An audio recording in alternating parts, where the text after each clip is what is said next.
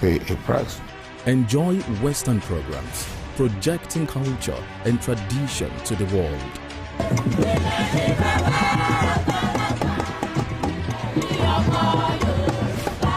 Brought to you as the break and recapped every hour for your update.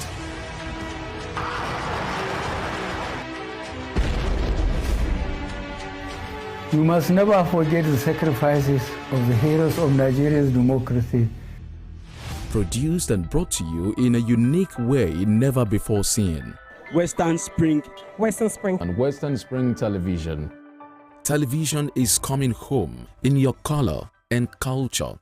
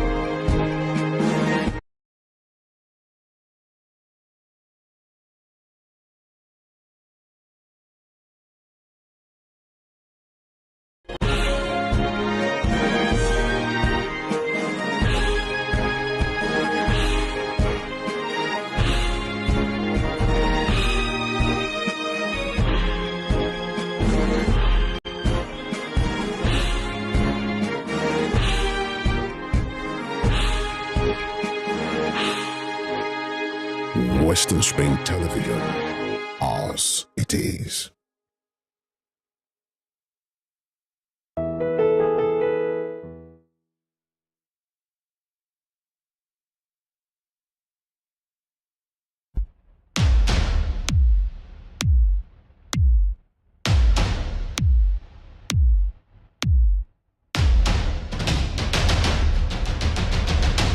Ọ̀pọ̀lọpọ̀ nǹkan ló ń kojú àwọn ará àdúgbò, àwọn ará àwùjọ tí ohun ò dẹ̀ dókè.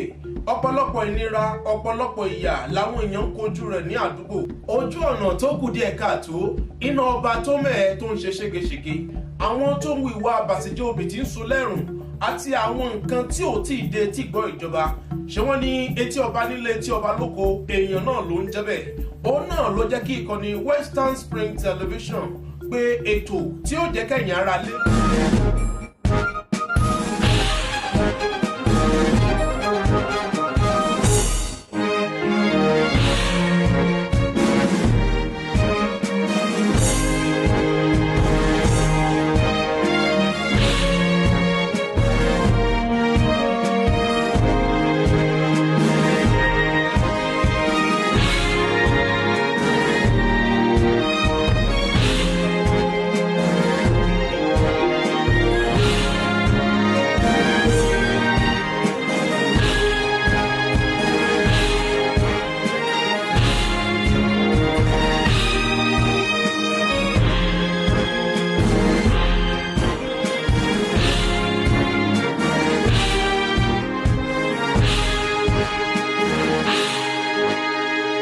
Western Spring Television, ours it is.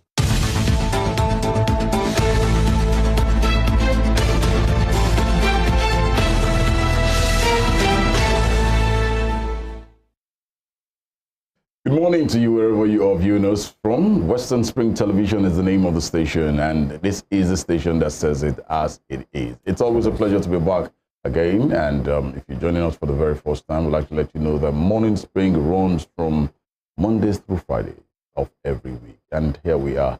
The Thursday edition of Morning Spring is here. Welcome aboard. I'd like to thank you most sincerely for keeping faith with us, and it promises, as always, to be very, very exciting. Quite a whole lot to discuss and quite a whole lot to share with you this morning. While you work, let's give it to you. While you, for those who are on leave, let's enjoy the ride together. Today, though, is my name at Irresistible TD on X. Welcoming you on behalf of myself and my dear brother as well. Good morning to Femi. Good morning, Tunde. Good morning, Nigeria. Good morning, world. It's good to be back here, as we always say. Thank God for the gift of life. Hallelujah. Yeah, when you possibly sleep last night, or possibly in the night or early in the morning, anytime you choose to sleep and you wake up this morning, it's a gift. It's a grace for you to go about your business again. And that's why we are grateful to God. Femi Ojo is my name. Of course, on this program, we look at topical and trending issues of public importance. At this time, every weekday, 7 a.m., that's what we look into. Firstly, we'll start with the headlines. Those stories that are very interesting, we bring it to you on a platter of gold for you to be a part of our program here and for you to be informed. You know what they say about information is knowledge, and knowledge is power. Definitely, that's what we do here. The other side of that, we then get talking. So many things to talk about today within the nation and beyond the shores of Nigeria as well. We welcome you. We'll go on a short break right now. When we come back, it will be the time for the papers. Please stay with us.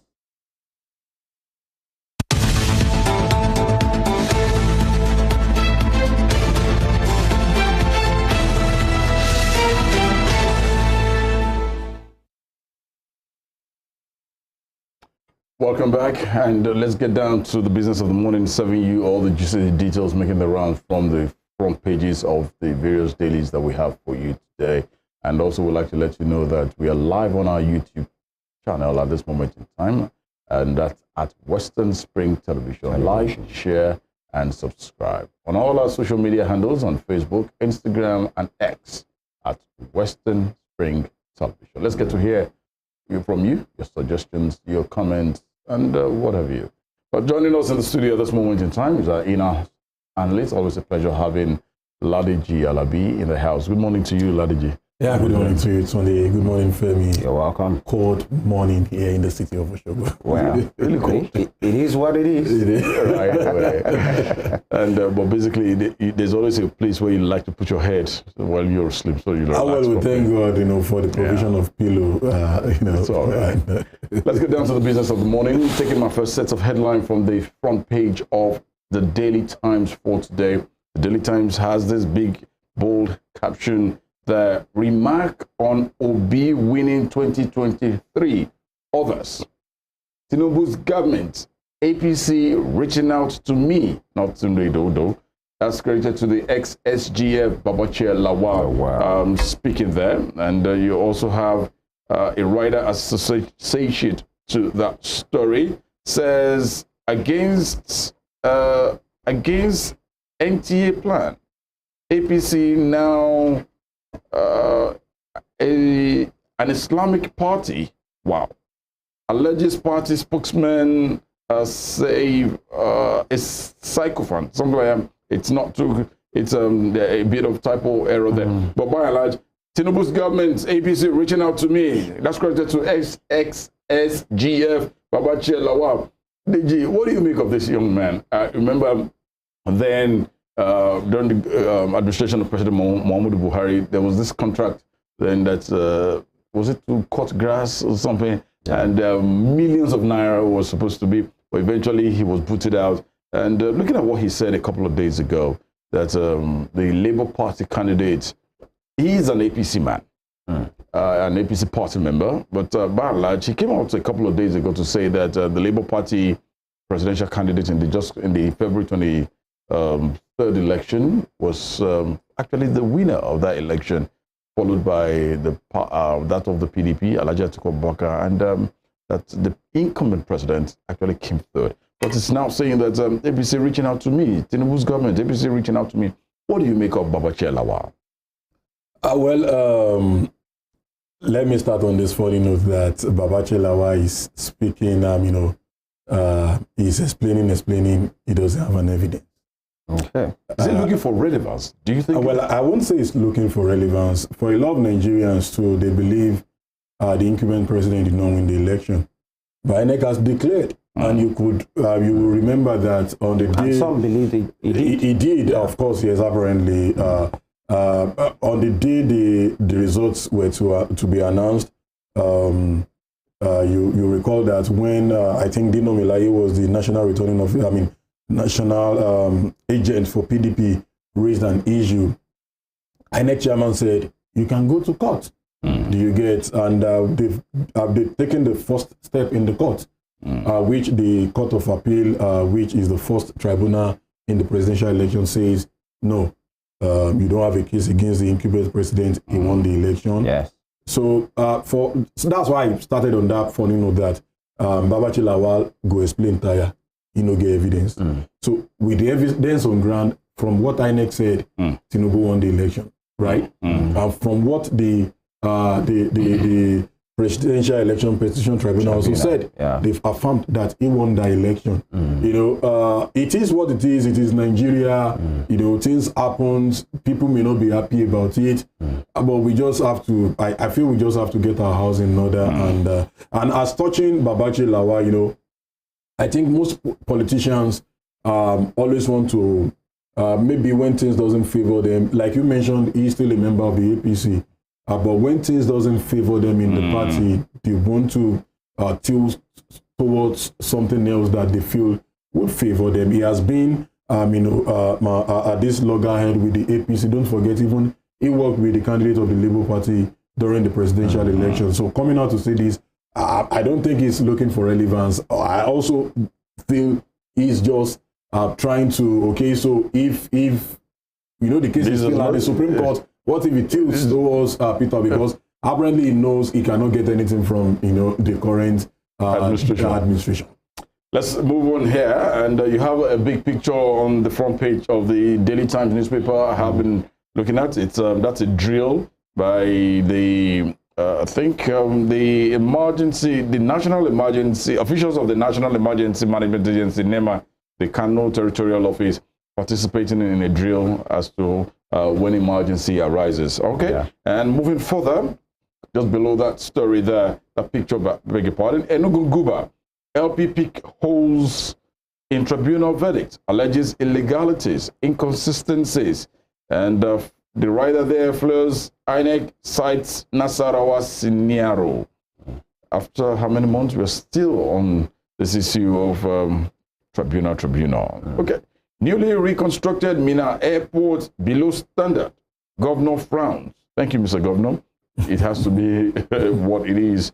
And as a banker, I foresaw Nigeria's present problems, warned, but was ignored. Obaseki says. And Senate confirms new EFCC chair and the secretary.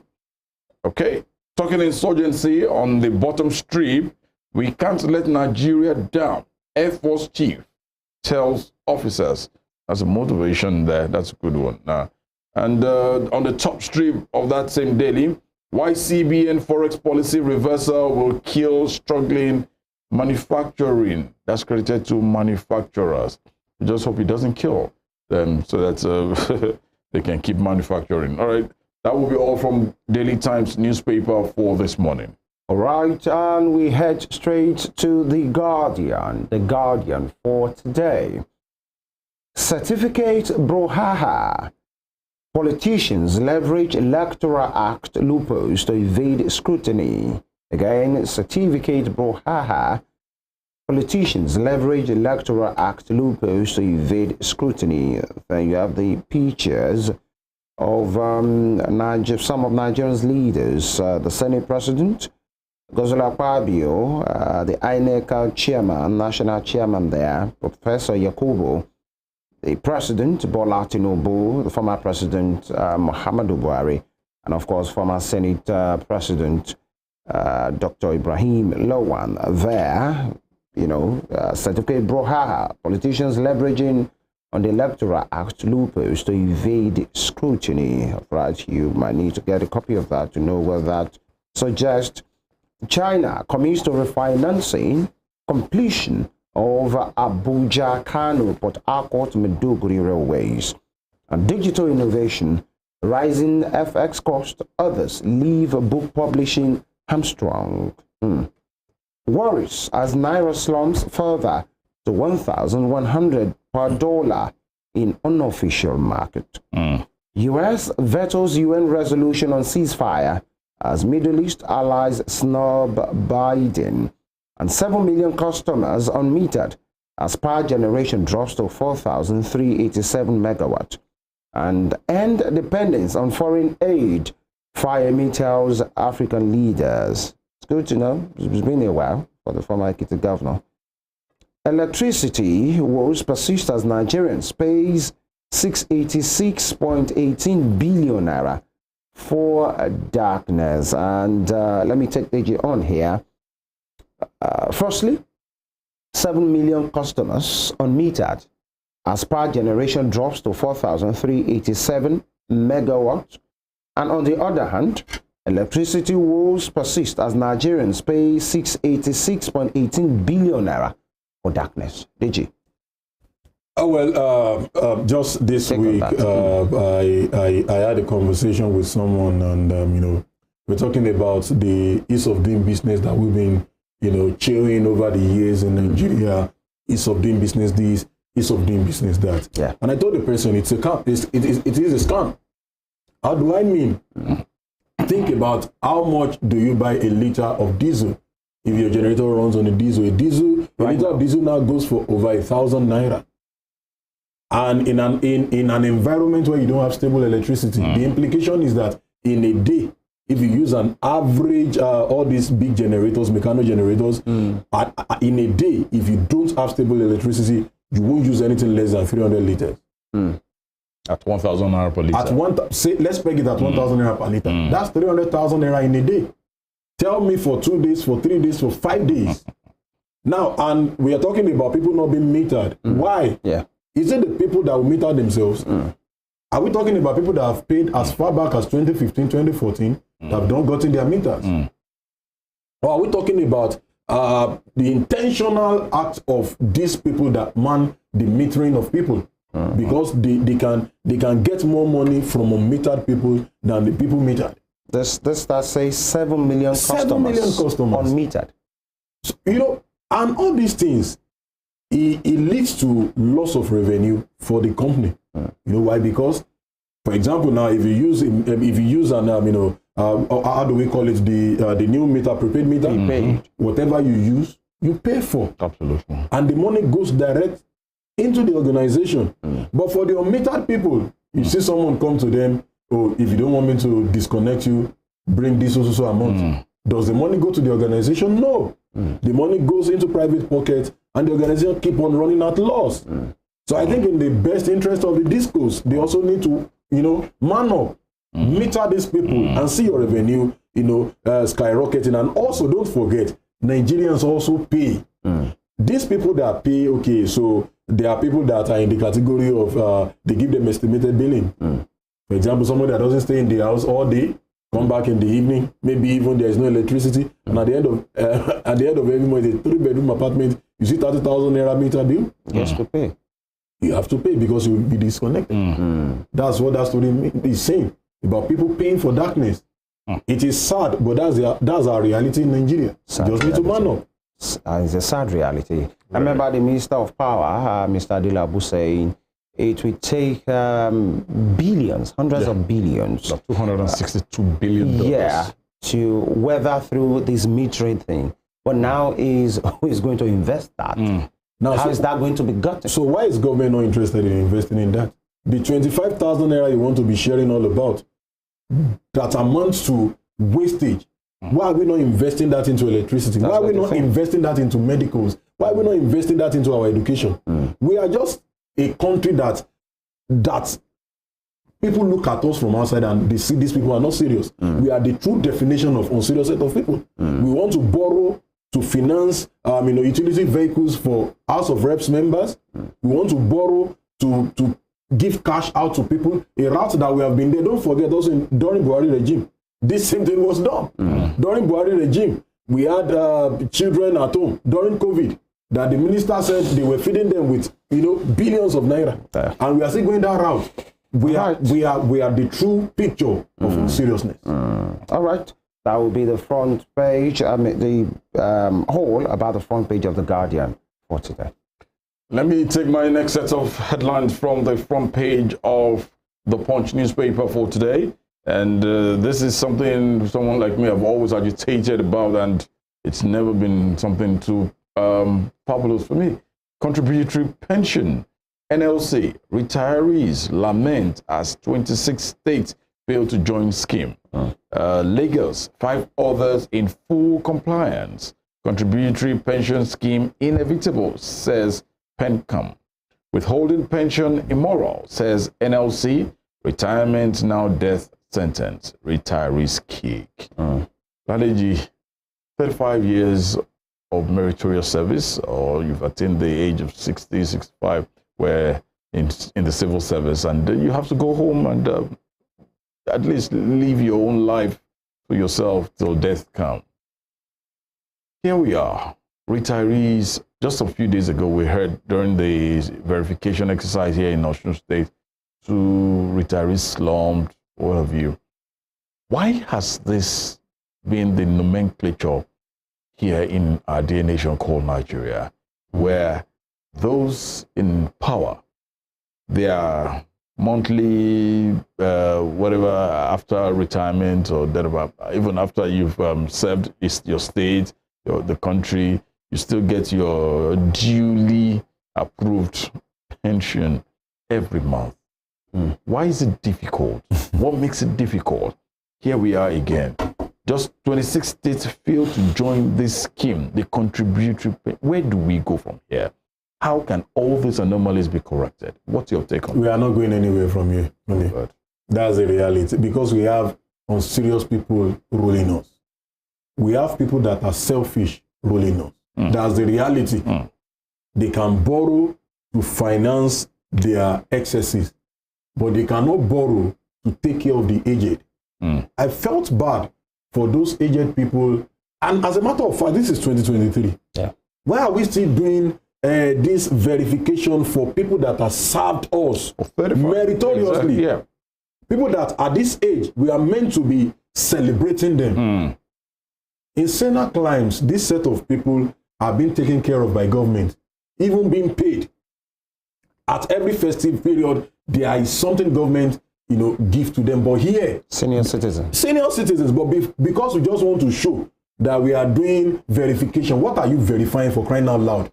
You have more than 100 SSCs, both at the national level and at the state level. Even the local government chairman has SCSSCs. But just to pay these people, it becomes an Herculean task. We care less about the welfare of the people. We only care about the few ones. That's why I answered that question, and that's just the bitter truth. We are not going anywhere if things continues this way. The ripple effect of that is that the next set of people coming into the workforce will take it with levity. They have examples of people that have worked and did not get anything in return. So they have a very good reason to say, let me also do it with nonchalance. Let me add more business into government business, because I know. Let me give you 2 good examples. I have a mother that has retired as far back as, I think 2015 or 16. They are still talking about, she retired with the National Control Center of the NCC, the power generating, whatever. They are still talking about, they will pay your money this year, they will pay next year, they will pay this year. My mother retired about 2 years ago. 1 dime she has not collected from the government. And we are talking about, so now, as a matter of fact, they can't call her for any, in all seriousness, they won't call her for any verification that will allow her go. Let them keep the money. And I wonder, but is that right though? Is that right? It is right, but I won't allow them send her.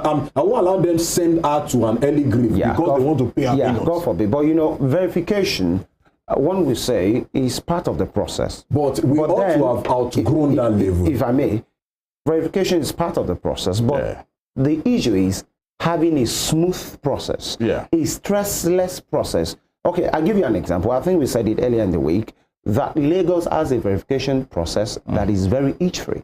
You don't have to come in person, because I said it on, was it on Monday? I've helped somebody before. Do it. To just say, all you need is a smartphone. If you don't have a smartphone, get any of your children or somebody around, they give you a code, you call him number on a video call, you show your aged person, they look at the person, Mama, can you please call? There is a code given to every retiree that, and it's peculiar to them. Call this out. The moment the person calls it out, less than 2 minutes, they tell you, see you next year. That's all. You are done. For crying out loud. And I think that's the model that we are hearing, that maybe Osun might be copied. A lot of states in Nigeria should copy that. Every state, it should be an healthy competition amongst them. You don't have to travel from far Lagos and wide. State has done this, why can't we copy? But you know what? They only copy the bad things from themselves. You just mentioned something now. In the space of 2-3 minutes, you are done. You don't have to leave the comfort of your home. 2 minutes. You see our aged people lying on the floor and you are now doing emergency. Some of them even slumping. No, it's bad. It's bad. Because of our life. But this place is talking about contributory pension. Yeah. Lagos, 5 others in full compliance. Contributory pension scheme inevitable. Do you know? Let me put it to you that do you even know that the 33,000 minimum wage? Some states are yet to implement it. It's going to be one of ours. Let's move on quickly because of the want of time. And just below that, you can see the picture of the United States of America's president and the Prime Minister of Israel when the U.S. president visited Tel Aviv concerning the ongoing Israel-Gaza war. And there's a protest there. You saw that's part of the picture you're seeing from Egypt and from Yemen. We just hope this will be sorted out as soon as possible. And you have that right there. Gaza hospital attack sparks protest. Biden, Israel blame terror group, which it shouldn't have actually occurred at any point in time. And Ondo Assembly asks Ayedatiwa to withdraw suits. Then we will probably know the next line of action. Extortion. Police remove DPO. Try others after Punch report. What?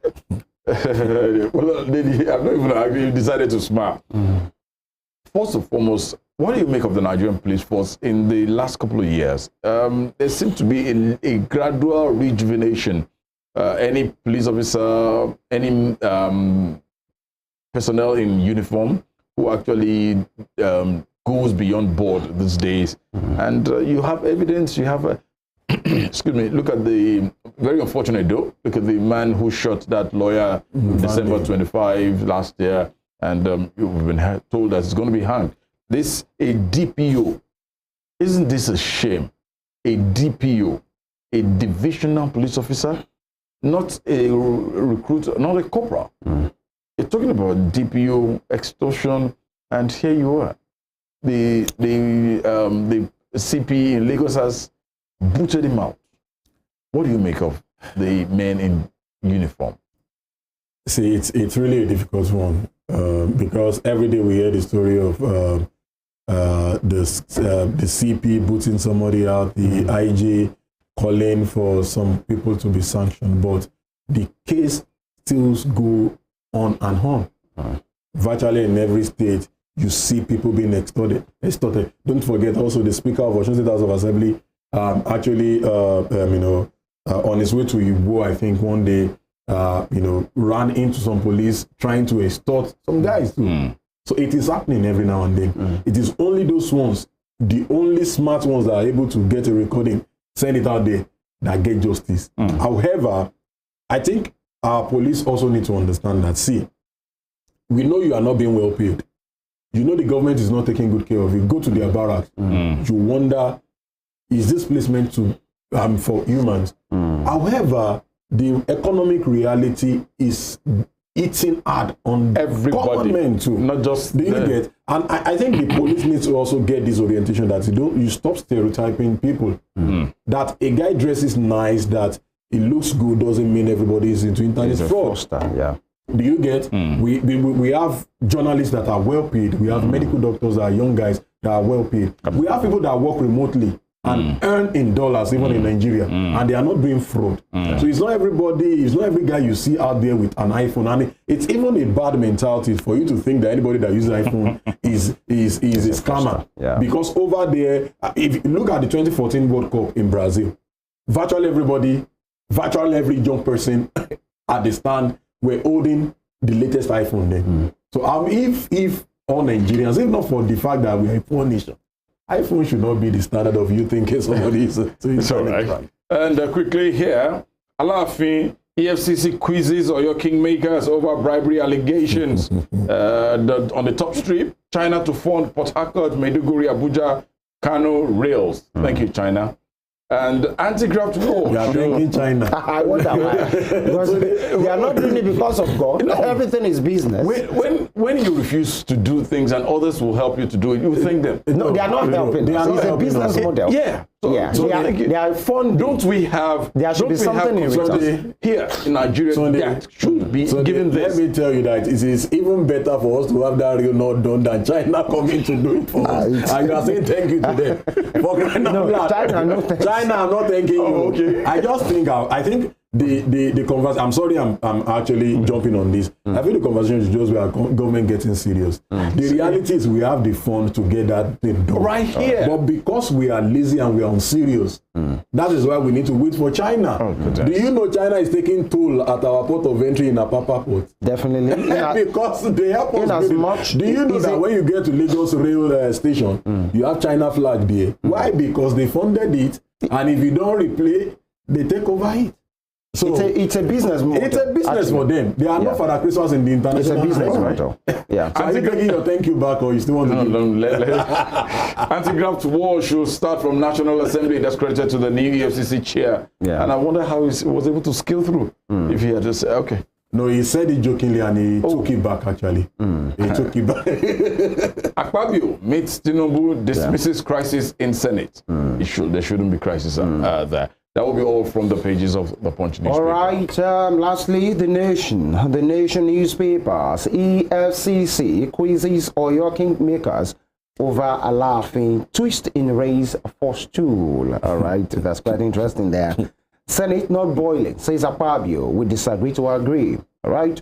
Why it is hard for African nations to restructure debts by state glitch, and federal government cautions on abuse of social media.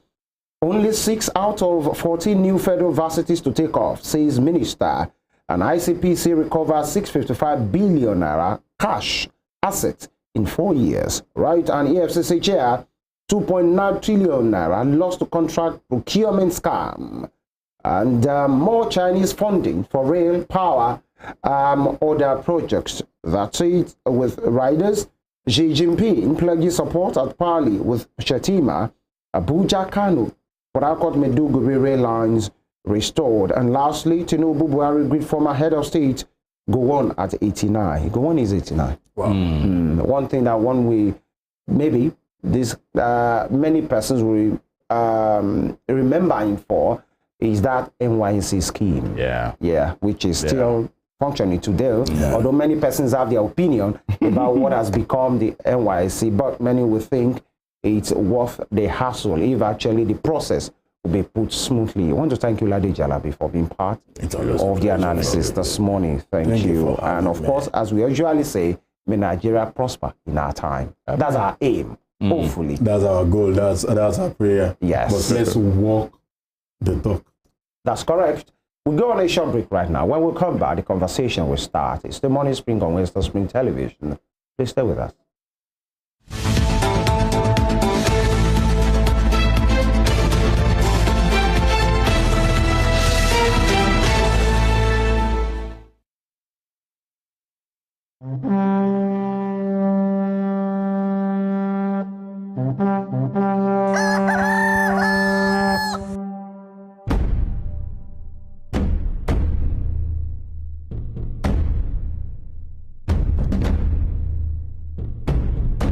Àtótó arére.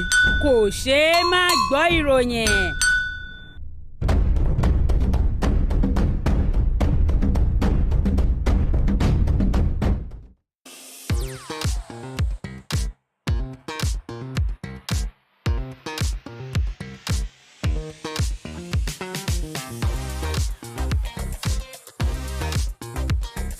Turn it up! It's the Wild Wild West.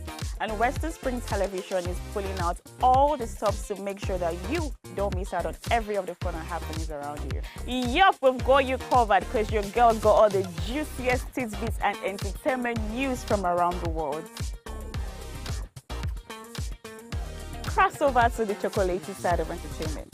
Join me, Chocolate Cassie, on Eccentric as we take you into every bit of the juiciest news, fashion, music, movie updates, and other trending conversations. Together on the show, we'll get personal with your favorite celebrities via phone call, Zoom, or even live here in the studio.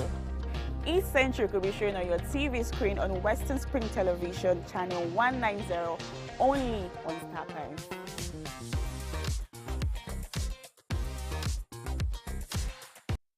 Bẹ́gùn ọba jáde mọ̀rìnwó lákọ́kọ́ rí ọwọ́ gẹ́gẹ́ ní síwájú ìjó ẹsẹ̀ katakata ní síwájú rìn bẹ́ẹ̀ bá ti ń gbúrò wa a tún ti dé náà nù ẹ káàbọ̀ sórí ètò Owambe Unlimited pẹ̀lú èmi ọmọ yín olólùfẹ́ yín ọ̀rẹ́ yín Suliat tẹ́túmọ̀ sí Mọ́rẹ́níkejì ẹ lè pè mí ní Sùsù tó bá wẹ̀ lómi a sọ pé ìyálòde àríyá gbogbo orúkọ tẹ́ ẹ bá pè mí kò sí èyí tí mi ò ní jẹ yín ẹ farabalẹ̀ kẹ́ ẹ máa gbádùn ètò Owambe Unlimited lórí ìkànnì Western Spring Television ní ìkànnì 190 ibẹ̀ ni Owambe Unlimited ń bọ̀ wá ẹ fàpùrẹ̀ tẹ̀dí kẹ́ ẹ máa gbádùn ètò àríyá wa.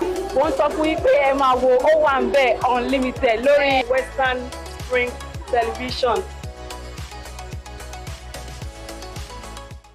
Sports is a culture on its own. It has its own language, its own people, with their own way of life.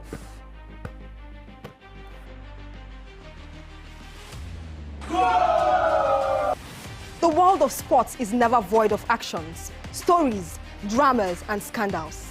I guess you need a sports show that can walk the walk and talk the talk. On this show, we answer all your sporting questions. The whens, the whys, the wheres, and even the what ifs. Sports Spring is that show that will give you that new lease of life you've been looking for in sport journalism. Join me, Joseph Atewe, and your sports Amazon, Nengi Ernest. On this station, Western Spring Television, channel 190, only on Star Times.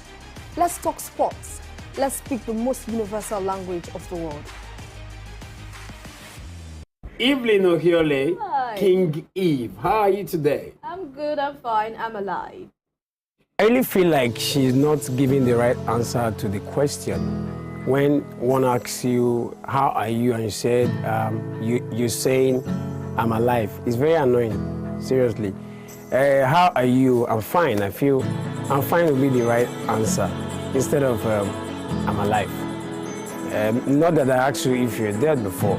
Go and check all these 14-year-old, 15-year-old, 16-year-old, everybody, they are extraordinarily sexually active. I feel is being unnecessarily hyper when it comes to the issue of sex, because we talk about other topics and it feels so reserved. It really doesn't have anything much to say when it comes to other stuff. But when it's the issue of sex, I believe he's being unnecessarily hyper. That's when I have to pick an issue with him. I mean, it's just being unnecessarily there when we're talking about sex. Just like a child, his mom just got him his favorite chocolate or ice cream, very happy, doing as though if he doesn't have sex for a day, he's going to die. When it comes to finance, women also support their husbands financially. You need me emotionally. You need me spiritually. Cassie is an amazing person, but I hate the too much attached to that gender. I need you spiritually, I need you mentally. I can get these things anywhere with money. If you go by the topic was, who does marriage favors the most? I know how many jobless women they marry every Saturday. They are saying it favors you,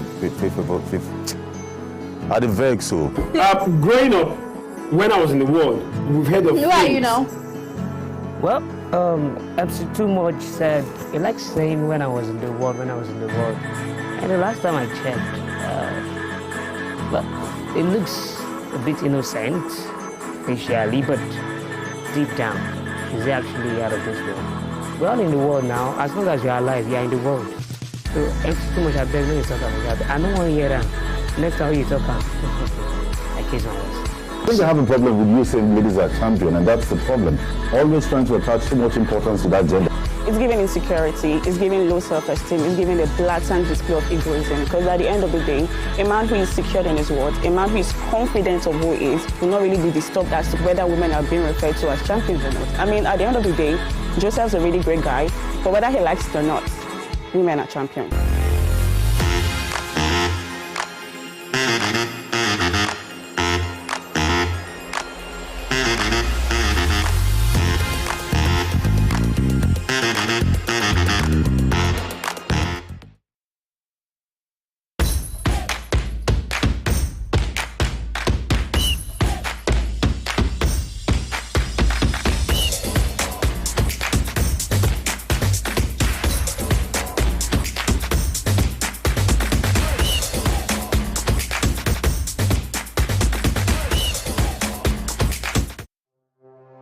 Arrested, affected, sound, found.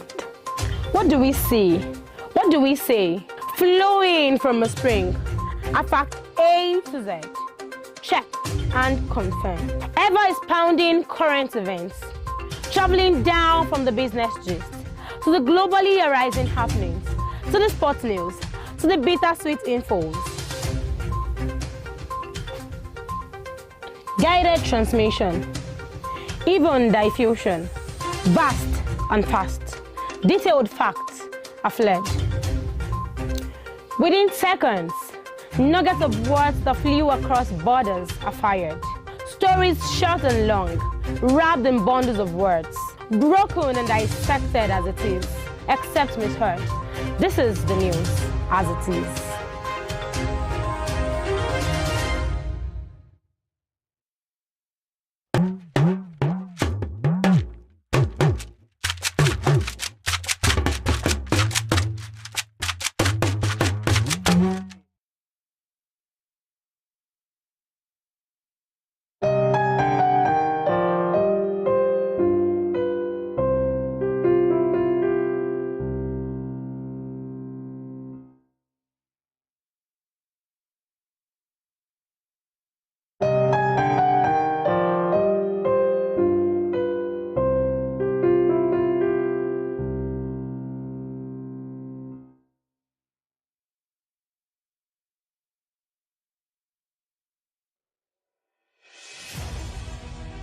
Can you imagine the feeling when you get your news as the break with facts and clarity?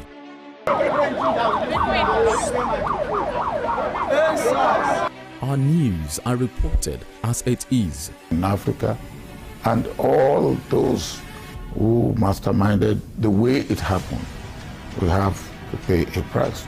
Enjoy Western programs, projecting culture and tradition to the world.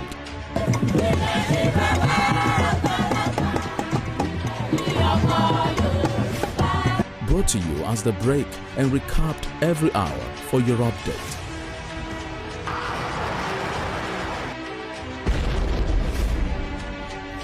You must never forget the sacrifices of the heroes of Nigeria's democracy.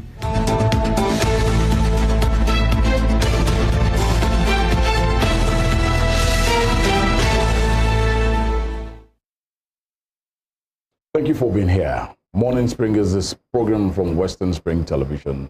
In the last couple of days, after the federal government decided to add about 35,000 naira to the provisional palliative for workers on the federal level, the state's labor unions have started telling the state government that, hey, we're giving you 2 weeks ultimatum to be able to ascertain what will be done in your various states. There has been reactions concerning this and counter reactions. How will this take place, and how would we manifest getting to the table, a roundtable discussion of this at this moment in time? And I want to definitely use this opportunity to welcome our guest this morning. And joining me by my left here was the former Dean Student Affairs, Federal Polytechnic, at Dr. OLUYEMI OMOTOSHO Jnr. Thank you for joining us. Thank you very much for having me. Good morning, Nigerians.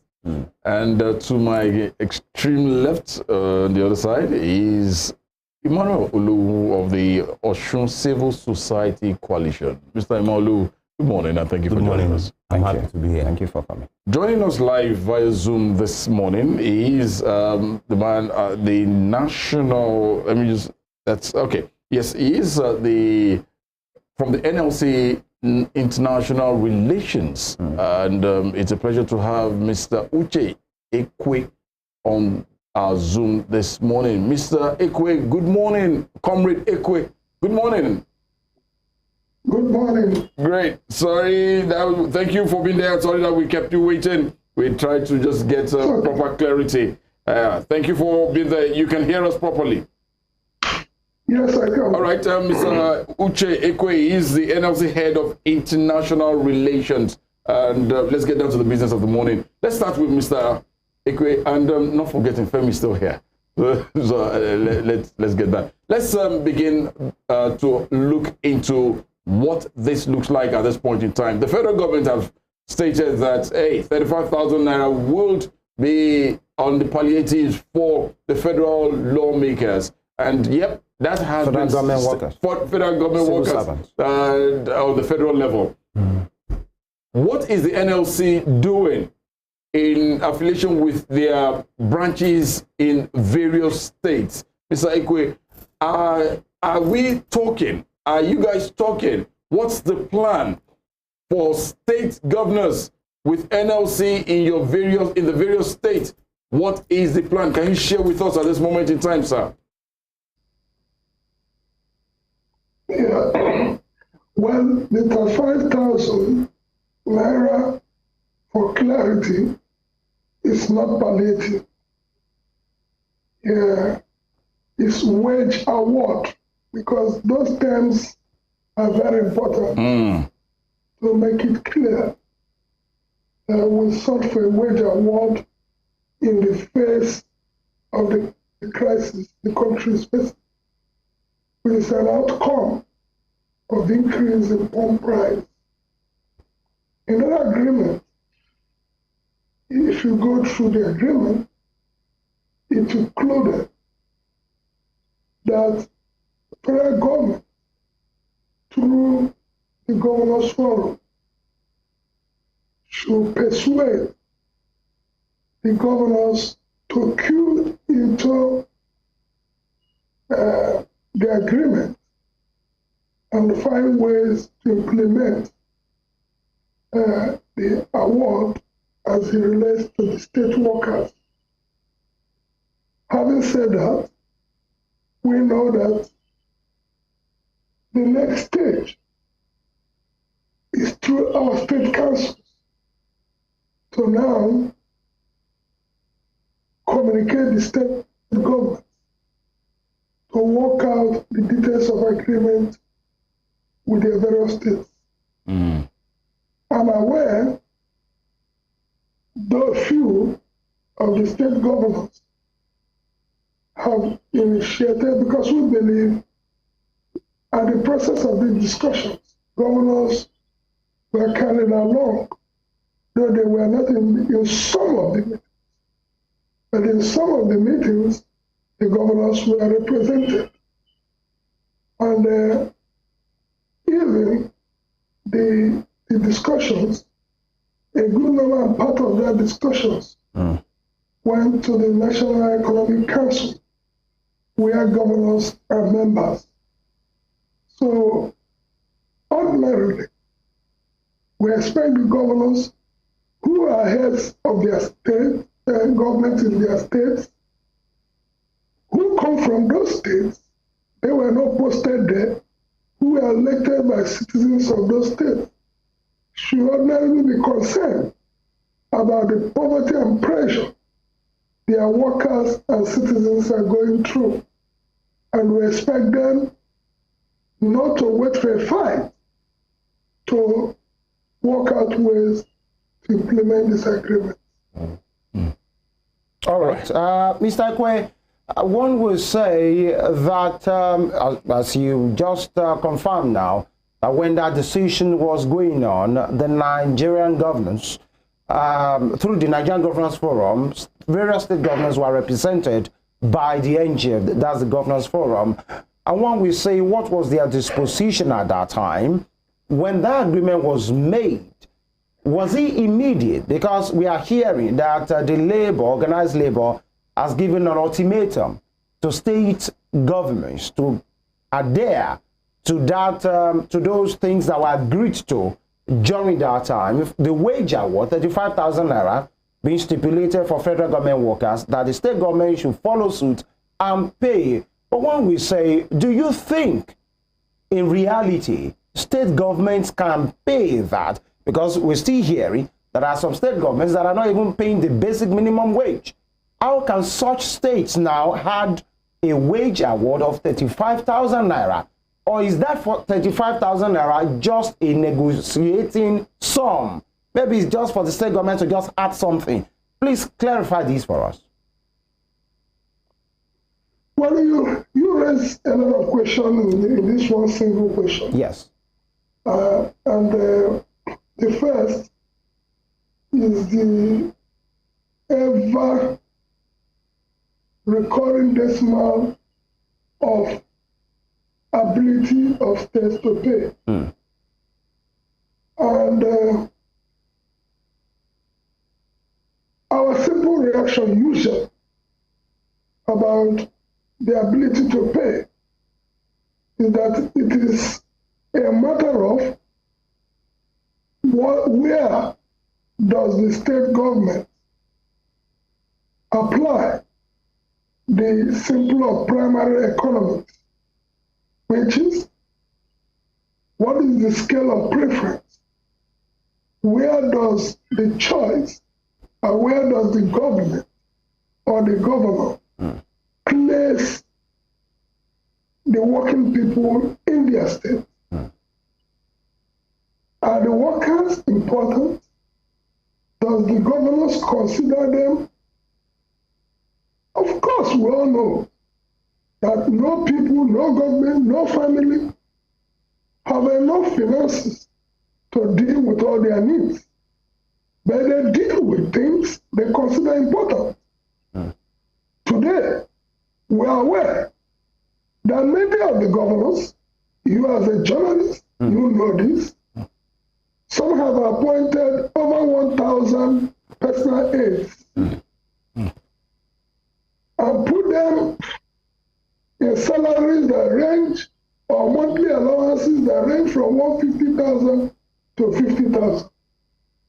And many of these aides have no single portfolio, or do they do any feasible non-work other than agents kept for political reasons for elections. So we are aware, and you as a journalist are aware, of some of the governors, even in the face of the economic crunch, the level of convoys and vehicles at their disposal. You are aware of so many other wastages that is going on in the state. So it is ability to pay. It's about choice. And we always give some examples. Jigawa State still ranks at among the states that pays about the best minimum wage, pays on time, owes no pension, as opposed to some states, even like Bayelsa and Delta, who earns far more in federal allocation. So it boils to the fact, what are the choices and what are the priorities considered by those governments? How do you reconcile ability to pay, even in the face of some allowances we read and the payments going on in the country even as at now? How could we explain anybody believing ability to pay with the kind of even the vehicles being purchased at national level for legislators and the cost? It is simply like a father who have called his family members and told his children that there is economic crunch, that on the basis of this new situation, that is appealing to everybody in the family, that they will be eating once a day. And all the children and the wife considered and felt, okay, we will adjust. Only to find that same father in a beer parlor in the evening, having 6 bottles of beer and some plates of pepper soup. You know that that agreement will collapse. So that is how I wish to react to the issue of ability to pay. Now, the second part of your question, which is, are the governors, what were their commitments? Yes. Of course, I can speak for them now. But they were in that meeting, and they didn't speak to say, we are not in agreement with this. So the assumption will be that they understand and believe in that process. Because some of them spoke and contributed on the need to find ways to resolve the pains and pressure people will bear. But like you may have been watching, some governments, state governments, have done palliative in such a way that you notice that it will have some minimal, that will have some reasonable impact on the citizens. We have been watching on the TV, we have been following. In some states, what they have shared, yes, the federal government gave them 2 billion. Some state governments have added. In some states, you see few people getting some 1 mudu and some cups of rice, which you can see is ridiculous. We watched what was going on in Kogi State and some other states. In that other side, we watch some states, like Kebbi State, where you see people going on with 50 kg bags of rice in their thousands. So this boils down to what are the choices the governors are making. All right, Comrade Ekwe, please stay there with us. We'll be with you very shortly. Dr. Omotosho, here we are right now. Some agreements were made so that the strike will not happen at that time, as it was touted. On October 1st, the organized labor come out to say these and these and these have been agreed. The federal government came out to say we have agreed there will be wage award, 35,000 naira increase of course award or for federal civil servants. And now the labor are saying the states must tag along. They must, have these negotiations. And we are hearing there is an ultimatum given to all the states to come out with their plans, because that what is good for the geese, as they say, should be good for the gander as well. Here we are, Doctor. Yeah, well, I think it's unfortunate that Nigeria is always putting the first thing last. How so? This negotiation should have happened before the removal of the subsidy. If that has happened, all stakeholders will have been carried along, all discussions will have been held, and then agreement will have been reached. And so by the time you remove the subsidy, the government will be good to go. The government is running from pillar to post because they put the cart before the house. And that is wrong. But we passed that level now. A mistake has been made. They are trying to correct it. Whether they are using fire brigade approach or not, they are using some approaches. But I think there is a problem here. And this is characteristics of third world countries. We need to change, the labor itself need to change the narrative. The state government will not agree always on time, because the state government, they see themselves as a group of people, a group of administrators who are being forced by the federal government to do something. Whereas they are, to a reasonable extent, a little bit autonomous. The governor is the chief security officer of his state. He manages his resources. He knows how much he has. Then somebody from the federal says, go and pay 35,000. How do you know whether he has the money or he doesn't have it? But they said they were represented at the meeting. I'm coming. How do you know whether he has the money or not? And do you know how many workers he has? So the narrative has to change. And the changing of the narrative means that the minimum wage, a minimum wage can be agreed upon. There's no problem about that. The structure of our governance should change to the extent that states should be autonomous. In fact, at this level, we should have states having their own different minimum wages.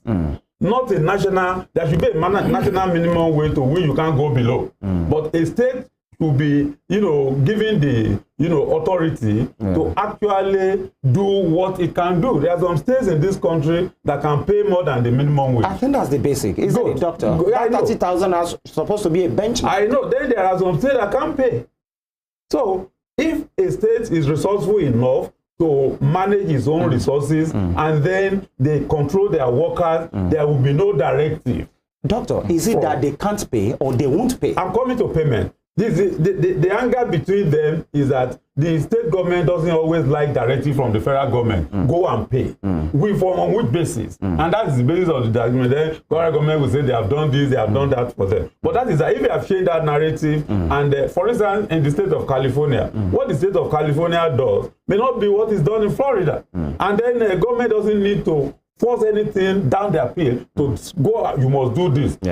You are working in Osun State now. You may decide tomorrow to go and work in Lagos. If you still observe that Lagos conditions of service will be better for you. So that's why what I mean by saying the labor has to change the narrative through constant discussion with the federal government to the extent that we restructure this governance style we are using. The governance style is always causing problems anytime there is this minimum wage because the states are not autonomous. We are running a federation like a central government. That is not good enough. And then again, now to come to the palliative, whether they can pay or they can't pay, there is no state government that can pay. They are just cheating the workers. They are cheating the vulnerable people. It is the cost of governance that is so exorbitant, and they are not ready to reduce it. Once they reduce the cost of governance and they block leakages, sharp practices that happens in all the states, we will have surplus. The greed here, the corruption here is the problem we are having. This country has no business with poverty,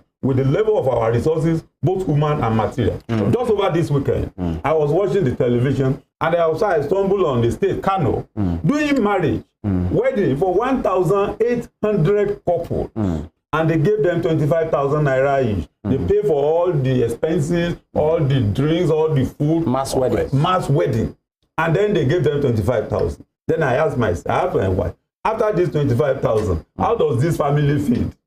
They will start manufacturing children, and then they produce 3 children, and then how do you feed them? So you can see that is the welfare that state government is producing. A government that can produce, that can actually, tell 1,800 plus couples to marry. You know the multiplier effect of that. They can pay the minimum wage. If they can pay the wage award, and the wage award, let me say, is a palliative. I'm surprised the labor man is not a palliative. It's an attempt to mitigate, to extenuate a particular problem we are having because of the removal of subsidy. And it is just for 6 months. It is because government feels now that, look, the suffering is too much, and let us agree, this suffering is terrible. It's too much.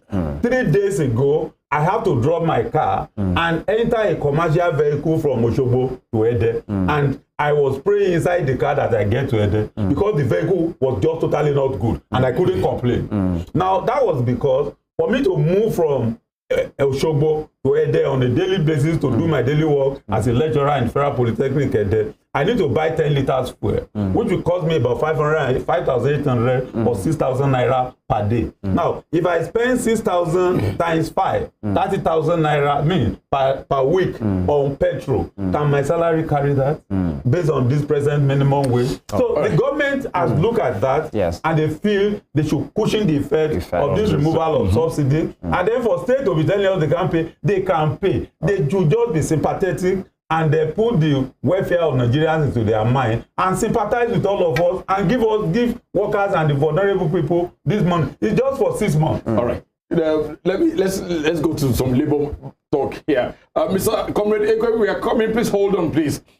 What is the CSO doing here in Osun State? Looking at the ultimatum the Nigeria Labour Congress has given to state governors, state government at all levels. Is the CSOs, particularly here in Osun State, are you making any move towards that effect? Yes, the fact is that the CSOs in Osun are making plans, and part of what we are doing, like I've always been saying, is that we will always continue to mobilize the people, tell the people about the happenings in the state, and to us as an organization, we are eager to go to the streets.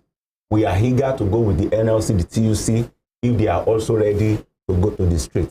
Because to us, we believe that there is nothing that can ever come from the so-called discussion of making an attempt to make the state government also come in to begin to pay this minimum wage, this wage palliative award that we are talking about. Comrade, that's like you being negative even before the conversation. No, I'm coming. Or pessimistic. It's not that I am pessimistic. As at now, when I was trying to read through all through yesterday, I discovered that Osun, the NLC in Osun, has not even made a proposition, has not written a letter to the state governor as we speak on that the implementation of this 35,000 naira wage award of. That's your finding? Yes, that's my finding. They have not even wrote a letter to the state governor, as according to the Punch, the newspaper that came out, the online that came out the day before yesterday.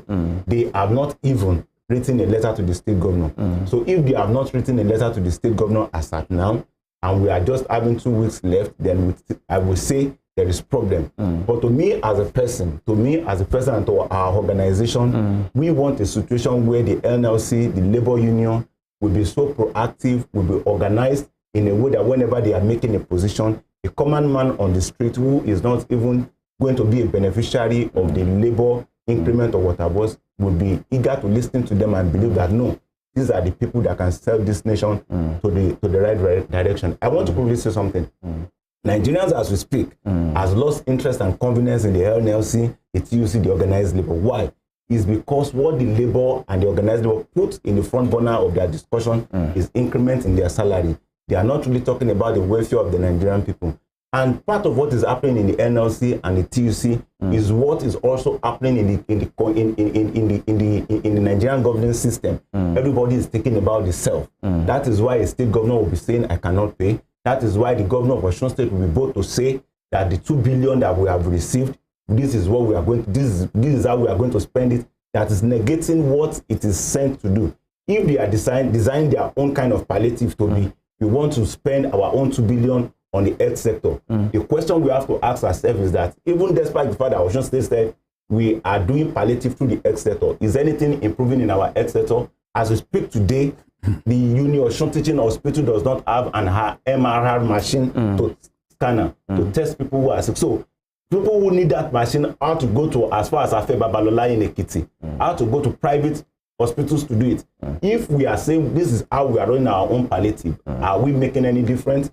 2 months back, what you pay if you go to teach your Osun Teaching Hospital, what you pay is about 600 naira. If you are if you want to consult the doctor, you pay 600 naira as a children consultation fee. If you are an adult, you pay 1,200. But go and check now, it has increased, and we are still under this palliative that they said we are running palliative through the health sector. So what I'm trying to say is that the governors, the politicians have not always been serious about the welfare of the Nigerian people.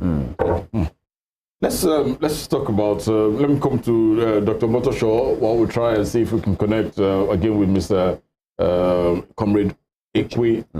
Dr. Omotosho, with reference to Osun State at this moment in time, just like Comrade Olowu said, 2 billion was given to virtually all the state governors. And what do you make of Osun State? I looked at I'm not comparing, but if a state like what is Zulu, like Borno, Zulu Borno, yeah. I saw we've seen what that man did in Borno. Even our very close door neighbor here in Oyo State, what Governor Seyi Makinde. Why is it difficult in Osun State? We've not heard from this government saying this is aside what the federal government sent to this state. We've not seen anything. What do you make of this? I'm equally surprised. But I must say on this program that Governor Zulum make me to be a proud lecturer. He's not a professor. Yes. What he's doing in that state is excellent. He has provided transport system that can take you to anywhere you are going. They are ready. They will drop you, no suffering and smiling, no overloading. You have your ticket, you enter, you are off. And you come back so you can park your car and use your car when you like, when you have the money to buy food. That's one. Two, they are equally giving, the labor man said, you see some states where people are going home with a bag of rice per individual or per house. That is good. If government feel they should cushion this suffering by that was caused because of the removal of the subsidy, it was a wrong decision. In fact, what we are doing is wrong totally. But that's the only solution we have as a third world country, to give some palliatives now. I think Osun State government should key into that. And that is why we have peer review mechanism among governors. If your friend is doing something that is good, you ask him a question, you copy it, and then you come home, sit down with your own people and plan what can be good for your people. The Osun State government that is trying to say that they even want to use the palliative money they have given to them for something else. That money was designed for a particular thing. The money should be used for it. And all stakeholders must be carried along. If you want to change the health sector or the educational sector of your state, you use your own budget to do that. This one was given to you because you are in charge in your state. Federal government say, we are giving you 5 billion. We have released 2 billion now. Do the following. And then add your own money to do additional things. And I think a state government should do that. In this area, I am disappointed with the government of Osun State. You know, I've always liked the way the governor was moving because we are coming from a background that was not good at all in the last government. He came to improve it. He has been improving it. He should reveal the strategy for the distribution of palliative to Osun State people as far as the money coming from the federal is concerned. And the opposition is not doing their work very well. They should bring out constructive criticism to guide the governor on how to distribute this palliative. By now, I expect Osun State people to be receiving their own palliatives, like in Borno State, like in Kebbi. We are a state of about 3-point-something million. Why is it difficult for the state government to actually do the palliative? And let me say this. Why is the federal government giving them the money? It's because they feel that the state government will know their people. They will know their configuration. They will know how many people. They will know how to distribute and how it will get to everybody. But from what Osun State is doing, it is not good enough. And I wish they will adjust. And the governor is somebody who listens very well. If you listen to this program this morning, I expect him to call his commissioners together, to call the elders of the state together, to call the state government together and review the strategy of distributing this palliative. The suffering here is just too much. And mind you, they call this state a civil service state, which means that industries are not here. And so there is, you know, if you have a state that is industrialized, you see so many people, taking their livelihood through niche marketing. Niche marketing is that a factory is here like this. You have people who surround you who, when you sell a product, they equally have to sell a product. Like you are selling cars and then you buy a car and you are coming out, somebody is telling you, please, I can sell you a tape. I can sell you an area. I can help you decorate it. That's how it makes its living. Such industries or factories are not here. So we believe seriously on buying and selling mostly here, agriculture and the payment to civil servants. So the palliative should be reviewed and it should be done as early as possible. And they should make sure it gets to the vulnerable and everybody that is concerned. The governor has been doing well and he should not allow this palliative to rush breaches. Dr. Omotosho, let me stay with you. You're talking about by now you're expecting Osun people to have their palliatives possibly done in the way Babangana Zulum has done. The thing is, it has been said that the palliative has been shared, by the way, and in very some kind of the kind of portions that some persons receive at best will just be described as being ridiculous, by the way, because they said that's what they got. The federal government gave the 2 billion naira and then gave bags of rice, trailers, and according to the state government, it has been shared. But the question is this, Dr. Omotosho, I'm sure you are not the accountant of Osun State, accountant general or something, but based on what we hear, what we see as an interested and well-meaning person in this state, Osun State right now, it has been said that what goes into the civil service is more than 3 billion naira in salary payment in Osun State.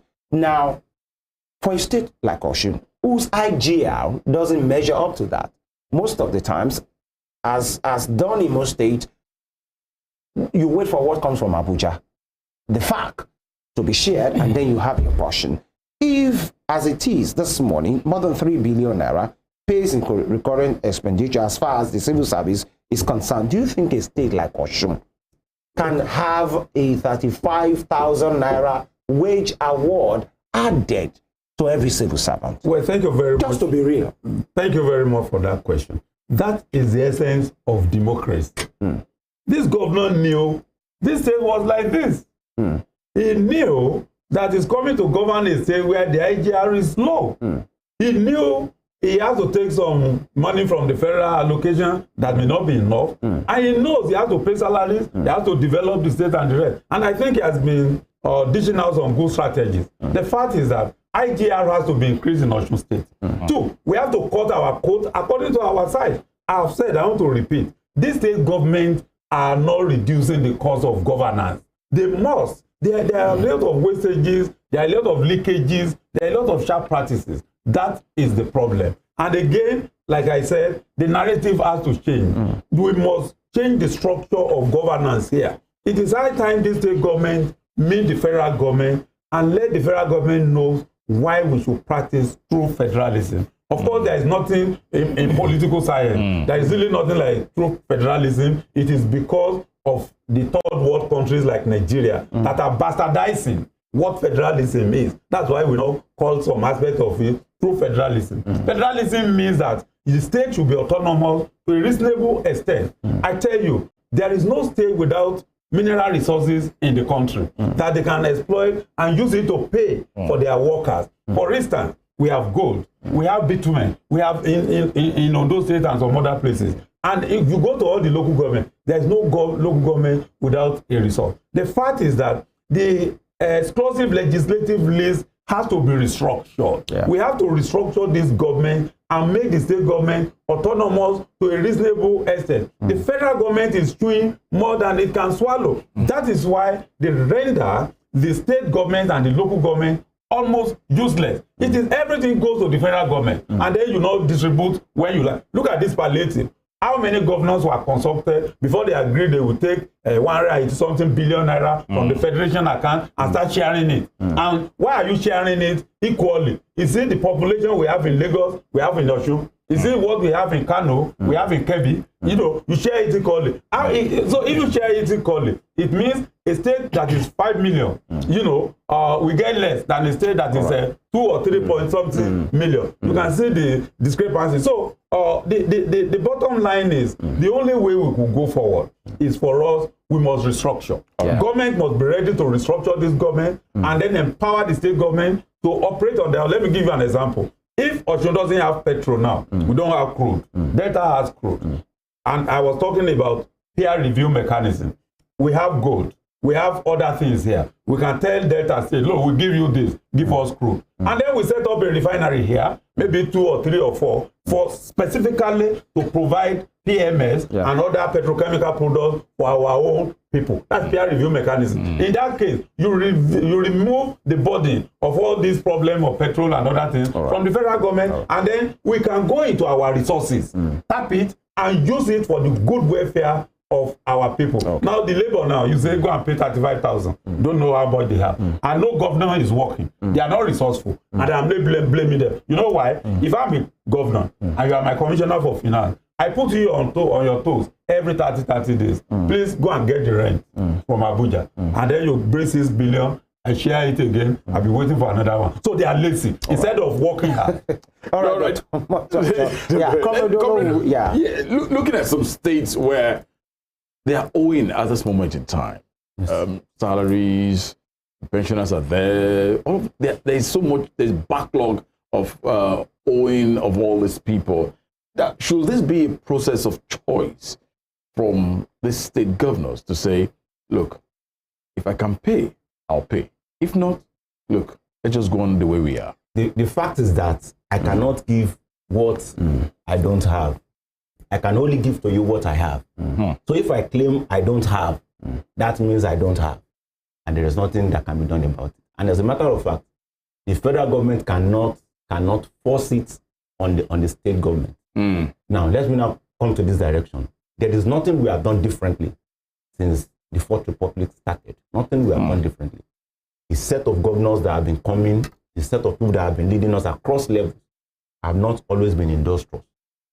I read books. I was not a grown-up person. I was not there when I was leading the South and the Western region.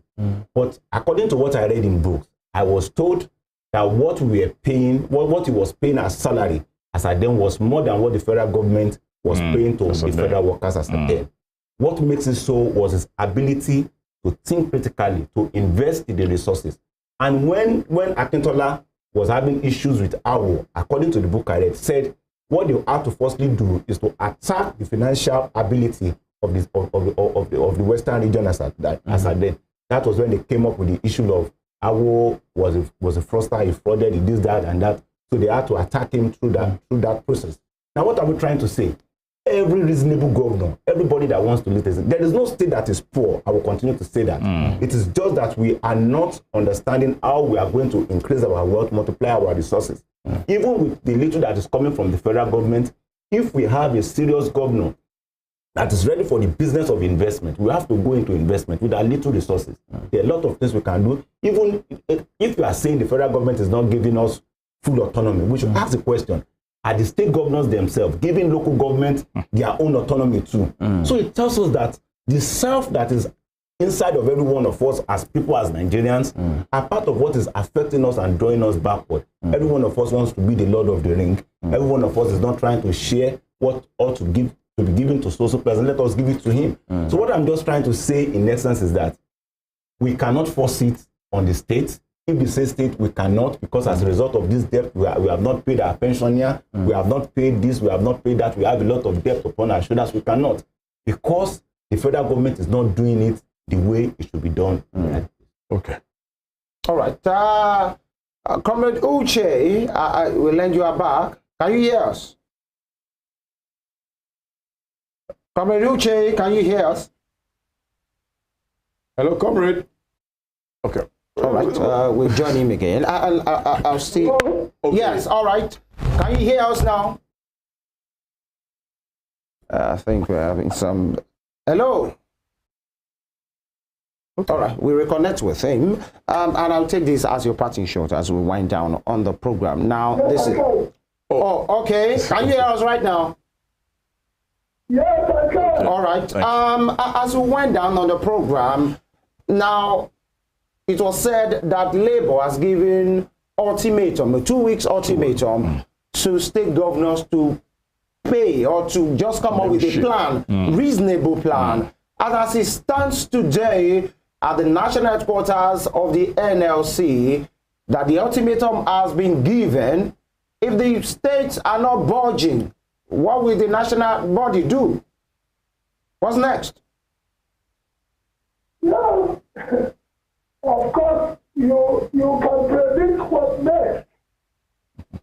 And that is? We'll try to use every instrument at our disposal for further discussion.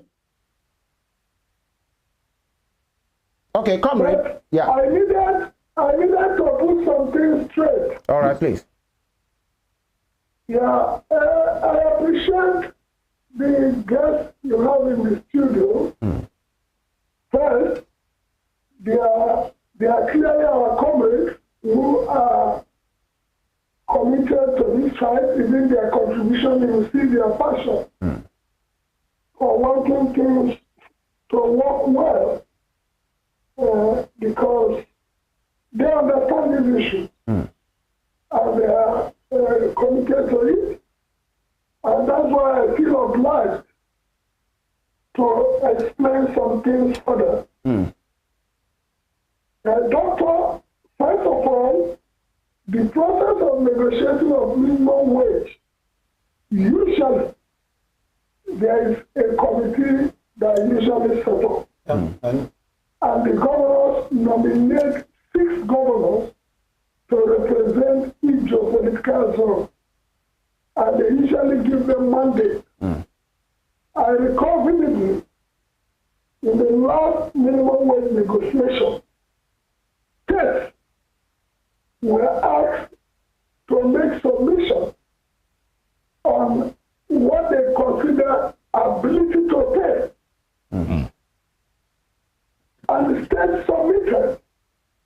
I remember that Jigawa State submitted that they can pay 42,000. And at the end of the day, both private sector, state, and federal, now everybody adjusted. we are demanding as it were there is 8,000.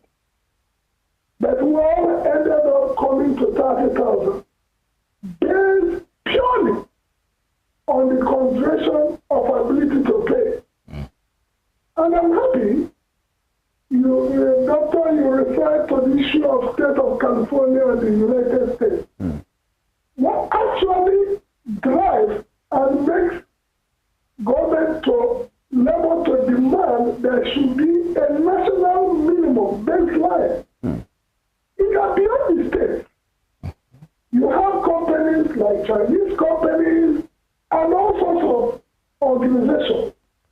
Nations usually try to set a minimum standard. The most touted true federalism is the U.S. But they have a minimum wage, which nobody should go below. Yes. Then states like California go above. It is also instructive to note that even in Nigeria, that there are states that go above the 30,000 minimum wage. I think I needed to put that record straight. On our comment from the civil society, I also want to say that this agreement was not selfish. If you go through the agreement, you have number 3 in that agreement, which says federal government suspend collection of value-added tax on diesel for 6 months, beginning from October. That issue is targeted at the cost of diesel, which will have effect on manufacturing industry and the entire citizen. Number 4 says federal government accept to vote 100 billion for the provision of a high-capacity CNG buses for mass transit in Nigeria. Provisions are also being made for initial 55,000 CNG conversion kits to kickstart an auto gas conversion program. All right. Whereas what is going on state of the RCNG stations nationwide, the rollout ends to commence by November with pilot across 10 campuses nationwide. So I just mentioned this few to show that okay, in number 8, the federal government commits to pay 25,000 per month for 3 months starting from October to 15 million households, including vulnerable pensioners. I just felt I needed to say this. All right, comrade. To say that there's no way we could have gone there selfish to deal with our own. All right. Thank you. I also need to clarify. Yes, we have to go, comrade. Yes, we will have to go. Just land on that thought. Yes, sir. Okay. Only to add that the agreement we signed wasn't that the wage award is for 6 months. The agreement says that this will sustain until there is a minimum wage law.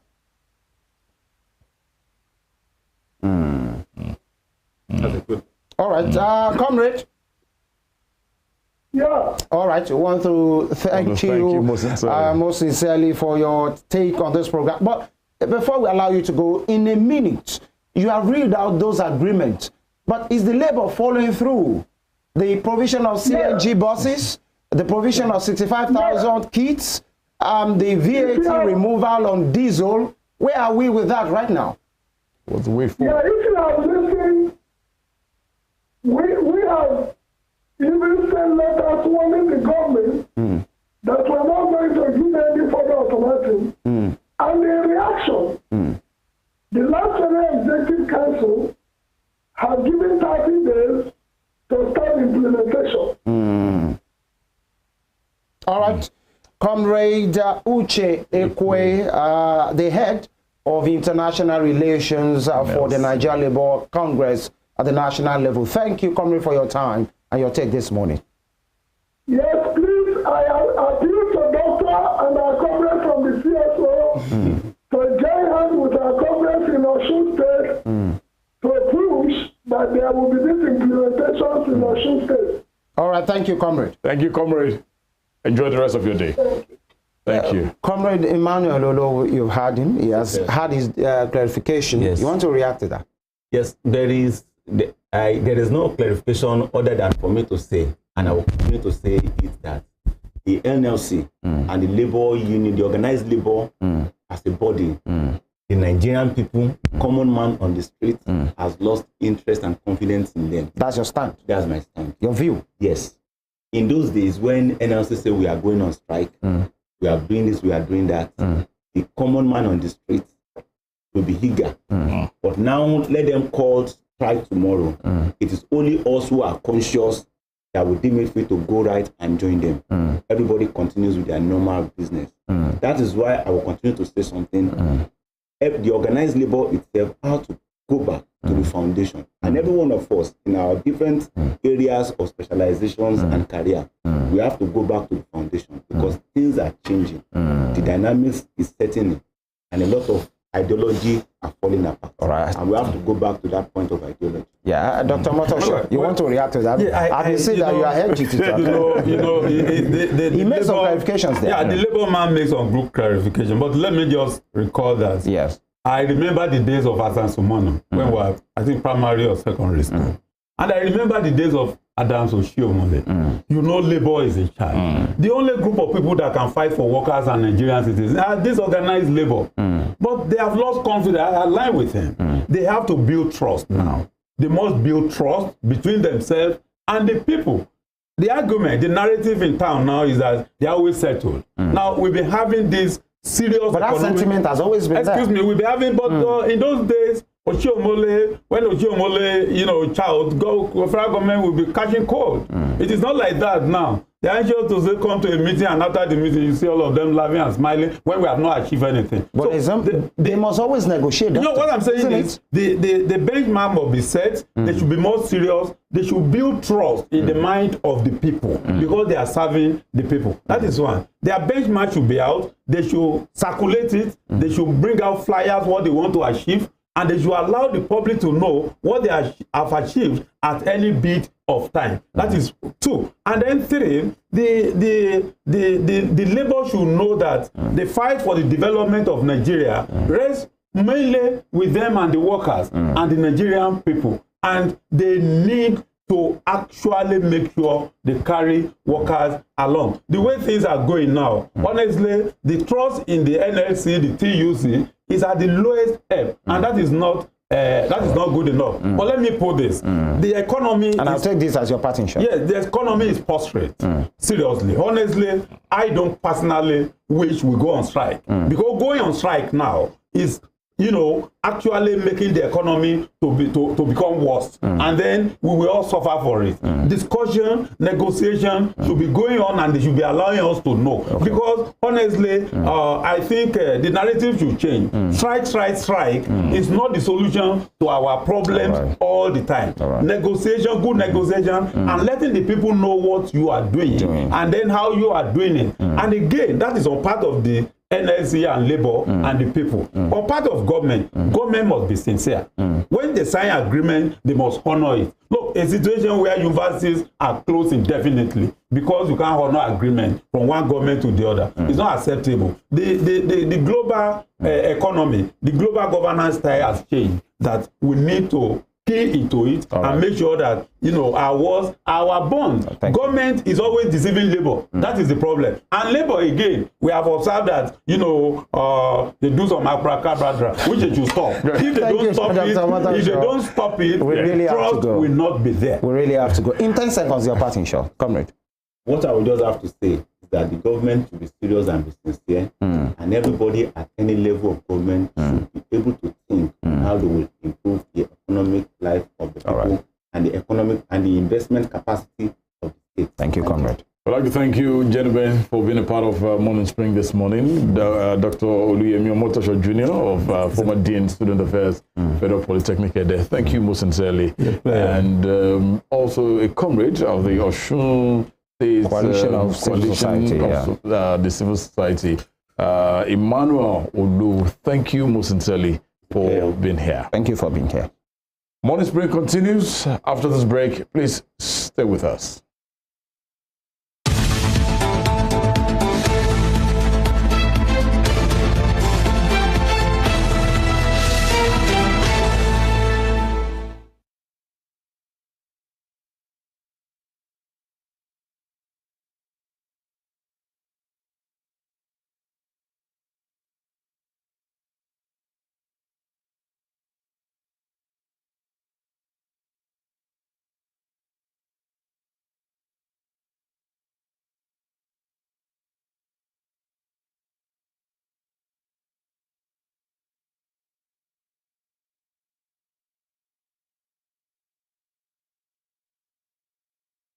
Books of all time, with more than 100 million copies sold every year. Most Christians believe in heaven and hell. The Bible is the most translated book in the world, with more than 3,000 languages. Amazing fun fact number 5. Most Christians throw science out of the window without realizing that most scientists are Christians. Hello, I am Pastor Steve Akinwumi. And I am Dr. Adeoye Oyewole. Join us as we highlight and discuss day-to-day issues pertaining to the day-to-day living of every Christian. Issues in Christendom shows every Sunday on Western Spring Television, channel 190, only on Star Times.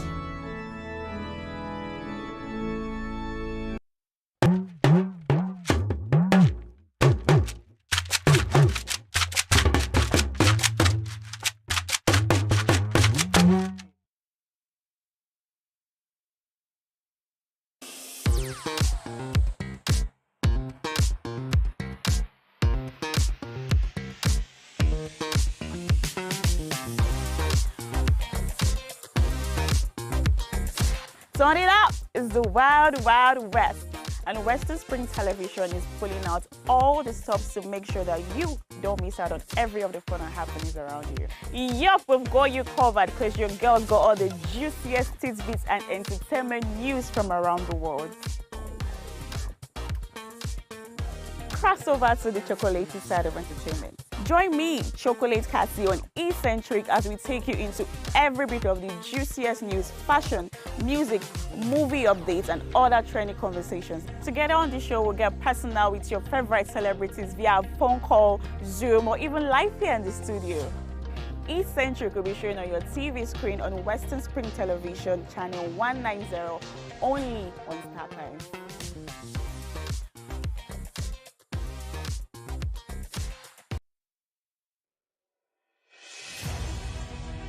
Can you imagine the feeling when you get your news as they break with facts and clarity?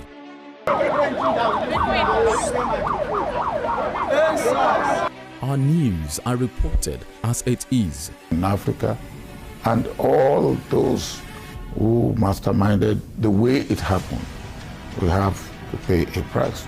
Enjoy Western programs, projecting culture and tradition to the world.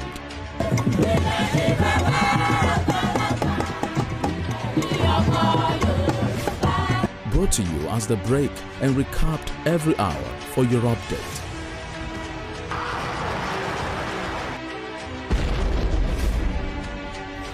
We must never forget the sacrifices of the heroes of Nigeria's democracy. Produced and brought to you in a unique way never before seen. Western Spring. Western Spring. And Western Spring Television. Television is coming home in your color and culture.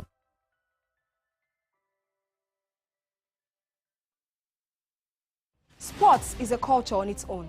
It has its own language, its own people, with their own way of life.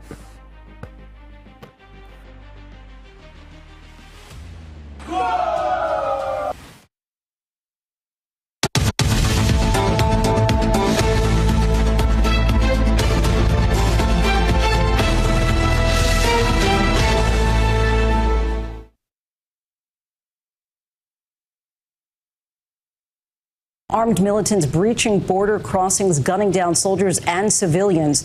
Neighborhoods in flames. Homes and cars destroyed. More than 700 killed in Israel. More than 260, mostly young people, killed at a music festival. A couple at that festival among the hostages. The woman taken away on a motorcycle. Her boyfriend marched away by 2 men. Israel retaliating with airstrikes on Gaza. More than 400 dead in the territory. Prime Minister Benjamin Netanyahu warns there is a long and difficult war ahead. The Pentagon now sending an aircraft carrier strike group to the region, part of President Biden's promise of rock-solid and unwavering support. Tonight, fire and fury in Gaza City, lighting up the night sky. Relentless explosions and panic in the streets as Israel fights back. Prime Minister Benjamin Netanyahu declaring, "We're embarking on a long and difficult war that was forced upon us." It erupted just after dawn Saturday, air raid sirens sounding across Israel, heralding a massive barrage of Hamas rockets, more than 2,200. A complex and highly coordinated attack was underway, taking Israel completely by surprise, coming by air, by sea and by land. Hamas video showing armed militants rushing towards the border, breaching Israeli defenses. Militants shooting indiscriminately, leaving bodies in the streets, some people even shot in their cars. And in a rural area near the border, thousands of young Israelis celebrating at a music festival. Look closely. Those lights streaking across the sky, Hamas rockets. The party descending into sheer panic. Hundreds under assault from fighters on the ground. And tonight, the Israeli Rescue Service reporting that more than 260 bodies were recovered at the scene. Elsewhere, militants kidnapping civilians and taking them back across the border into Gaza. Harrowing scenes, hostages hurrying down a road. This woman forced into a car. As you're welcome back, and we switch gears right now. We go to the international scene about the situation happening in the Middle East, especially between Israel and the Hamas group, as far as the Gaza Strip, the West Bank, is concerned. And it started like 12 days ago, I think October 7th to be precise, when it was reported Hamas militants attacked Israel. They shot, sporadically. They killed people. And of course, they abducted as well, with several missiles flown into Israel, killing several persons. And Israel came out with the Prime Minister Benjamin Netanyahu talking tough to say, we are, in his words, we are going to level the Hamas militants. And then it's been a series and a season of barrage of missiles on both sides. Almost 4,000 casualties reported on each side of the divide, and that is what it is. It's still raging on right now. Many countries of the world are speaking up on the matter. United Nations are speaking up. Many countries are taking sides as well. Nigeria, the foreign ministry, made a release on the matter, calling for peace to reign and for humanity to still be respected. We are joined right now by Reverend Father Anthony Adebayo. He is a priest and, of course, a university lecturer, to let us in briefly into what is really going on right now. Reverend Father, you're welcome. Good morning. Thank you. Good morning. Good morning. How are you doing? Very well, and you, sir? Great. I'm doing good. I'm doing great. Thank you. Quickly, the situation in the Middle East is quite, disconcerting, really, to say the least. Many persons are wondering what is going on right now. The situation is there. Hamas attacked Israel, and Israel is definitely doing the retribution. But then, aside this money, let us into what you think we have on our hands. October 7 to October 19 is not looking like the situation is stopping any soon. No, it's not. It's not going to stop any soon. Good morning, Nigerians. Israel, we have to, could you permit me to just give a little background about what is going on, so that we know where we are standing right now? Yes, please. The Israelis are having a battle for survival. So if we see from that perspective, then we know that Israel will not fold its hands and then let the Hamas group exterminate it or annihilate it from existence. Right now, Israel sees any attack as a kind of rejuvenation or a remembrance of the Nazis' Germany Holocaust that happened to them, you know, between 1941 and 1945. So anybody that attacks Israel now, Israel sees it from that perspective. And what did Hitler wanted to do at that time? What he was trying to do was to make sure that the Jews are completely eliminated.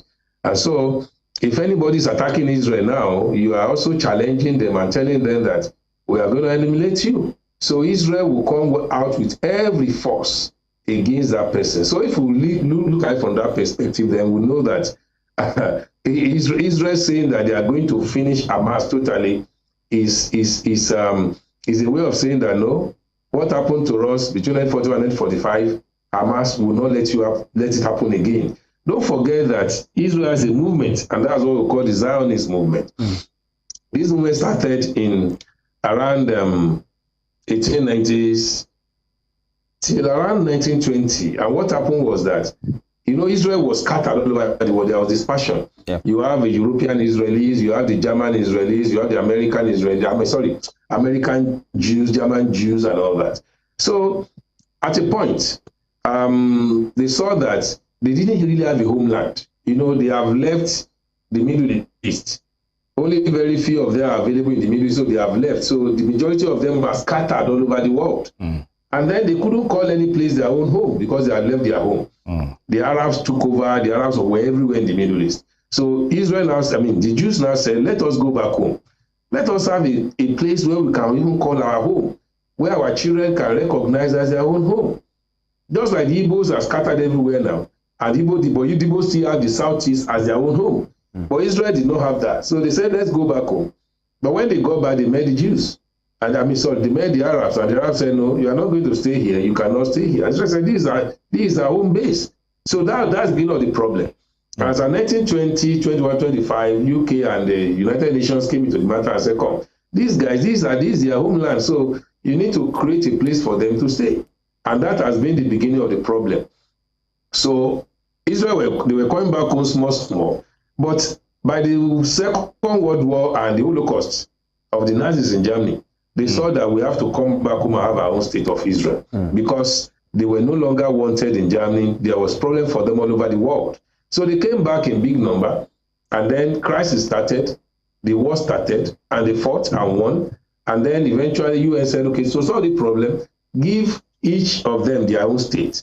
Give Palestine their own state, give the Jews their own state. And the Arabs, they were never happy with that. The Arabs fought the battle. They came back, they came to fight Israel, and Israel won the battle. And of course, you know that when you want to conquer territories, when you win wars, you conquer more territories. So Israel started expanding, the Jews started expanding around that area. So, and it has been on and on like that. So we have the West Bank, we have the Gaza Strip, we have the Golan Heights and all this, the peninsula of the Sinai, even though that was later returned back to Egypt and all that. So because the presence of Israel in that environment will always create problem. And so Hamas now came up, you know, there have been wars and wars and wars and wars, but the recent one is the Hamas attack on Israel, and Israel has not taken it easy. And Israel is saying that, well, you want to behave like us, like the Nazis led by Hitler did in Germany, but we are not going to take that. We are going to take you out completely with the backing of the United States of America. Reverend Father, quickly, because of the want of time at this side, sir, how can world leaders at this point, how can they persuade a ceasefire? 12 days, if we count the number of casualties, human casualties, not to talk about destructions, properties, vehicles, what have you. What should world leaders do? We saw Bin Laden in Tel Aviv. He's been able to, but Biden. Beg your pardon, not Bin Laden. Biden, the American president. Joe Biden. How can there be a ceasefire? How can they persuade both sides? Because looking at the casualties at this point in time, to be able to regain such great names, property and everything, probably not in this century or in this decade.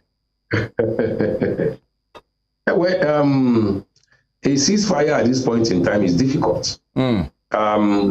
Yesterday, if you watch there was an emergency convocation of the United Security Council yesterday, and it didn't end well. It didn't end well because it didn't end well. In fact, Israel had to go there and insult the United Nations thoroughly, and they call it the den of evil.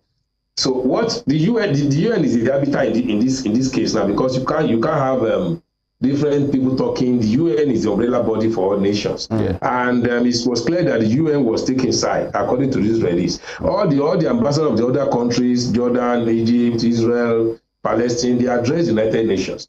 But when the ambassador of Israel addressed the United Nations, said, "You are taking sides. You are calling on ceasefire. You are calling on humanitarian grants. You are saying children are being killed, children are being destroyed, houses are being destroyed. You are not talking about destruction that happened in Israel that Hamas also did. So are you saying that the children in Israel are different from the children of the Palestine? So he brought up a series of issues that neutralized everything. You see, in my own PhD study of terrorism outside this country, I've seen that if you are not careful with some kind of ceasefire, you will encourage terrorists because they have their own ideology and they have their own way of presenting their case well. All right. So if you are not careful, you are going to embolden them the more. They will go and hide behind people. Don't forget that this house is being destroyed in Gaza. Are you with me, sir? Yes, we are. These houses, the terrorists are hiding there behind civilian populations. And that's why Israel is saying, you civilian population, leave that place. Let us face the terrorists themselves. And so, because terrorists will always come back. That's why Israel will not agree to any ceasefire if civilian population don't leave those areas so that they can face terrorism for us. Look at Boko Haram in Nigeria.